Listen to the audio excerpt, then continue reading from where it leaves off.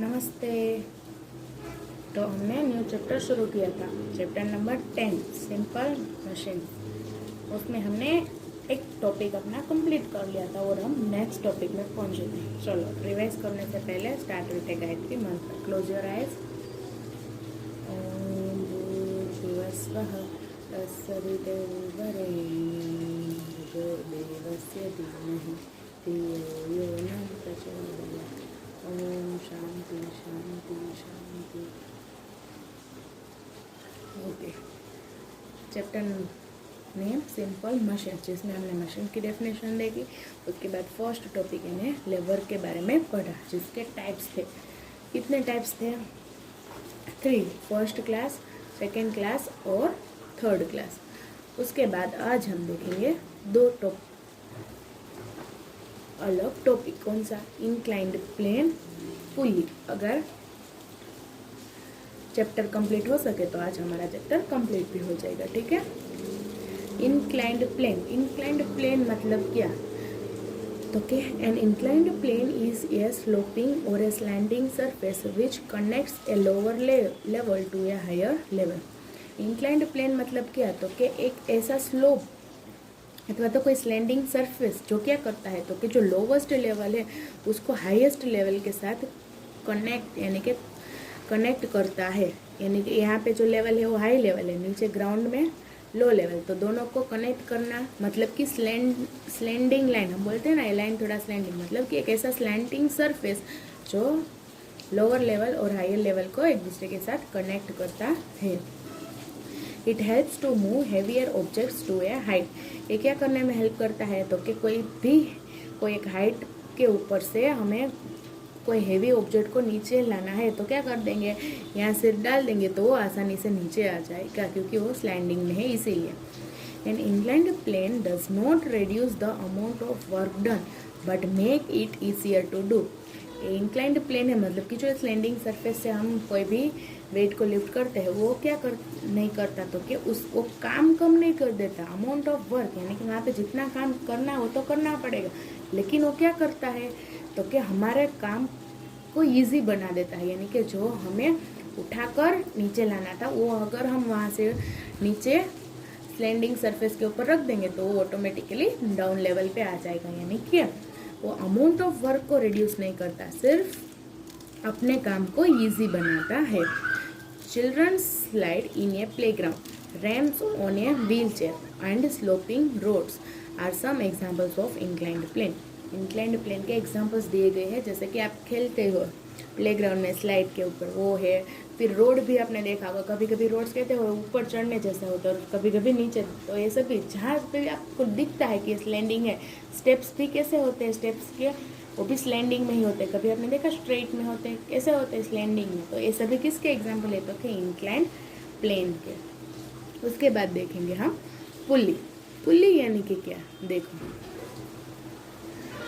अगर आपने देखा हो कि अगर हमें कुएं में से, पहले के ज़माने में कुएं में से पानी भरते थे तो कैसे भरते थे? तो वहाँ पे एक ऐसा हुक था जिसके ऊपर क्या, तो क्या एक थ्रेड के थ्रू बाल्टी को हम स्ट्रेच करके बाल्टी को वेल में डाल के, कुएं में डाल के पानी भर के पानी को लिफ्ट कर देते हैं, तो इसको कहते हैं पुली। अब देखो उसकी डेफिनेशन के थ्रू हमें समझाया गया है पुली यानी कि क्या।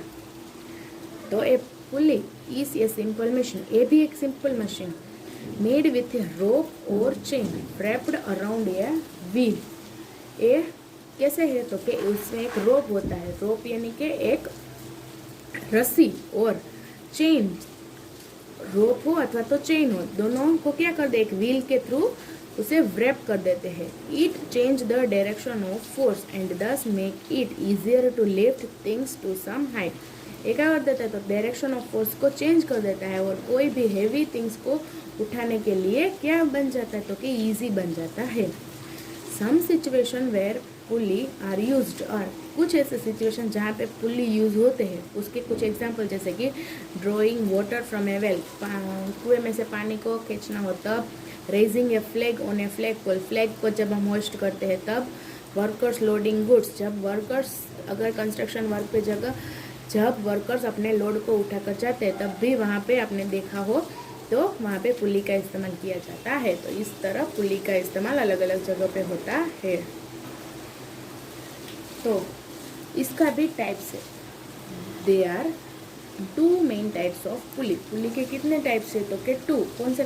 तो के फिक्स्ड पुली एंड मूवेबल पुली। एक फिक्स्ड पुली और एक दूसरा मूवेबल पुली की जो पुली मूव हो सके उसका।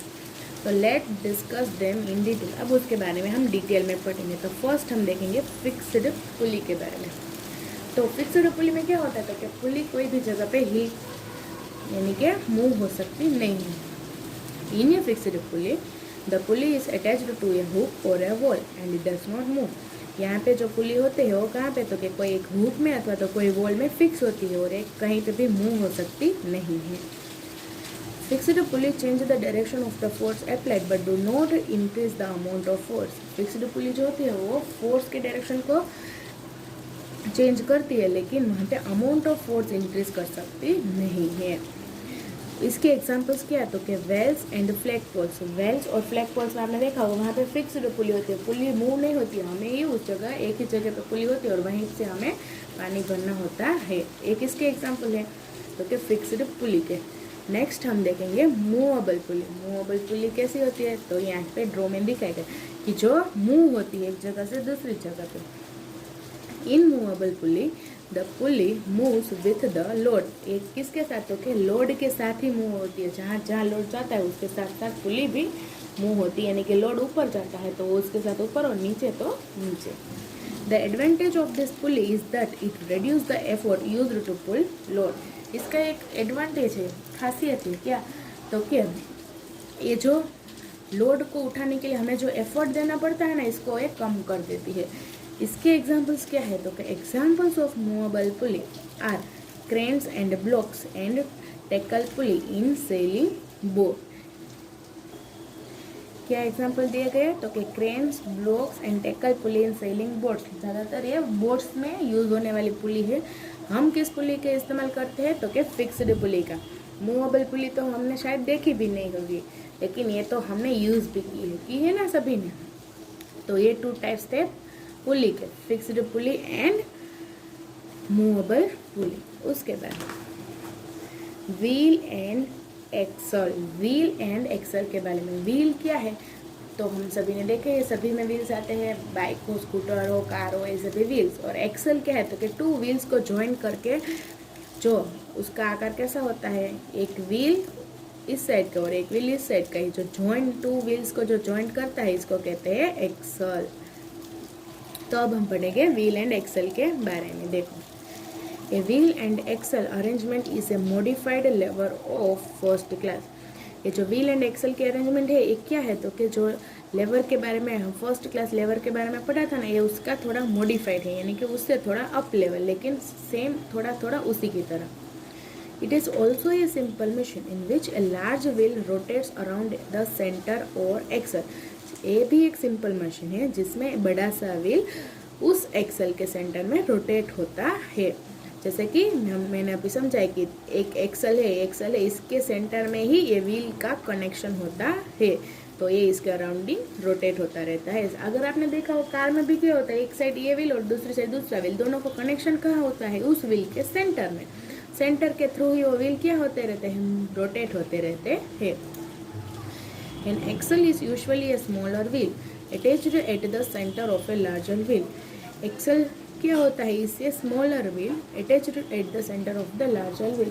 एक्सल का पॉइंट, मानो कि एक्सल है, इसका जो छोटा सा पॉइंट है वो बड़े वाले व्हील के सेंटर में अटैच्ड होता है, जिसकी वजह से बड़ा वाला व्हील क्या होता है? रोटेट होता रहता है। Effort applied to the wheel helps in turning the axle and vice versa. तो व्हील का जो एफर्ट है उसकी वजह से एक्सल टर्न होता रहता है और एक्सल के एफर्ट्स की वजह से व्हील टर्न होते रहते हैं। दोनों एक दूसरे को एफर्ट देते रहते हैं। This arrangement is used for lifting and moving load. ये अरेंजमेंट किस लिए यूज होता है? तो कि कोई भी लिफ्ट करने, उठाने के लिए अथवा तो मूव करने के लिए। उसके एग्जाम्पल्स है, some common examples are tyres of car and trucks. Car और ट्रक्स के tyres, screwdriver, pencil and pencil sharpeners and door knobs. ऐसी सभी चीज़ें जिसमें दो को एक साथ कनेक्ट जिससे करते हैं उसको कहते हैं एक्सल। टायर्स, कार के टायर्स, ट्रक्स के टायर हो, जो भी जहाँ पे आपको दो व्हील्स अथवा तो दो बिग रोटेट होने वाली चीज़ें जो एक दूसरे के साथ कनेक्ट की गई है उसको व्हील एंड एक्सल में एग्जाम्पल के थ्रू समझाया गया है। उसके बाद है स्क्रू।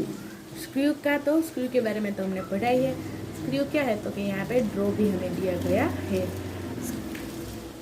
देखो, a screw is also a simple machine. ये भी क्या है तो कि एक सिंपल मशीन है। It is actually an inclined plane wrapped around a rod spirally. ये भी एक इंक्लाइंड प्लेन, इंक्लाइंड मतलब स्लैंडिंग है, स्लैंडिंग होता है ना, इसलिए इसको बोलते हैं इंक्लाइंड प्लेन, जो कि स्पाइरली क्या किया गया है, राउंड अप किया गया है। स्लैंडिंग है और स्पाइरल, स्पाइरल की तरह है ना, इसलिए इसको बोल रहे हैं wrapped around a rod spirally. A screw is commonly used for holding things together and lifting materials.